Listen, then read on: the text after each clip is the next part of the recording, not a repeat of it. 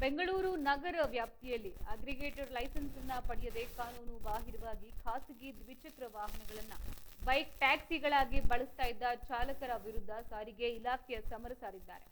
ಚಂದಾಪುರದಲ್ಲಿ ಭಾರಿ ಮಿಂಚಿನ ದಾಳಿಯನ್ನ ನಡೆಸಲಾಗಿದ್ದು, ಸಾರಿಗೆ ಆಯುಕ್ತರ ನಿರ್ದೇಶನದಂತೆ ಜಂಟಿ ಸಾರಿಗೆ ಆಯುಕ್ತರಾದ ಎಂಪಿ ಓಂಕಾರೇಶ್ವರಿ ಹಾಗೆ ಶೋಭಾ ಅವರ ನೇತೃತ್ವದಲ್ಲಿ ನಗರದಾದ್ಯಂತ ವಿಶೇಷ ತನಿಖಾ ತಂಡಗಳನ್ನು ರಚಿಸಲಾಗಿತ್ತು. ಇನ್ನು ಈ ತಂಡಗಳು ಬೆಂಗಳೂರಿನ ವಿವಿಧ ಭಾಗಗಳಲ್ಲಿ ಹಠಾತ್ ತಪಾಸಣೆಯನ್ನ ನಡೆಸ್ತಾ ಇದ್ದು, ಚಂದಾಪುರ ಪ್ರಾದೇಶಿಕ ಸಾರಿಗೆ ಅಧಿಕಾರಿ ಅಂದ್ರೆ ಆರ್ಟಿಒ ಸಿಎಸ್ ಪ್ರಮೋತೇಶ್ ಅವರ ನೇತೃತ್ವದಲ್ಲಿ ಚಂದಾಪುರ 59 ಆರ್ಟಿಒ ವ್ಯಾಪ್ತಿಯಲ್ಲಿ ತೀವ್ರ ಪರಿಶೀಲನೆಯನ್ನ ನಡೆಸಿದ್ದಾರೆ. ತಪಾಸಣೆಯ ವೇಳೆಯಲ್ಲಿ ನಿಯಮ ಉಲ್ಲಂಘಿಸಿ ವಾಣಿಜ್ಯ ಉದ್ದೇಶಕ್ಕಾಗಿ ಅಕ್ರಮವಾಗಿ ಬಾಡಿಗೆ ಆಧಾರದ ಮೇಲೆ ಸಂಚರಿಸ್ತಾ ಇದ್ದ ಒಟ್ಟು 12 ಖಾಸಗಿ ದ್ವಿಚಕ್ರ ವಾಹನಗಳನ್ನ ಅಧಿಕಾರಿಗಳು ಸ್ಥಳದಲ್ಲೇ ಮುಟ್ಟುಗೋಲನ್ನ ಹಾಕೊಂಡಿದ್ದಾರೆ.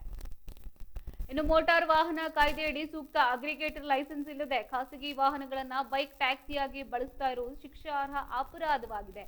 ಇನ್ನು ಈ ಹಿನ್ನೆಲೆಯಲ್ಲಿ ನಿಯಮ ಉಲ್ಲಂಘಿಸಿದ ವಾಹನ ಸವಾರರು ಹಾಗೆ ಸಂಬಂಧಪಟ್ಟ ಅಗ್ರಿಗೇಟರ್ ಸಂಸ್ಥೆಗಳ ವಿರುದ್ಧ ತನಿಖಾ ವರದಿ ಸಿದ್ಧಪಡಿಸಿ ಕಾನೂನು ರೀತಿಯಾಗಿ ಕಟ್ಟುನಿಟ್ಟಿನ ಕ್ರಮವನ್ನ ಕೈಗೊಳ್ಳಲಾಗಿದೆ.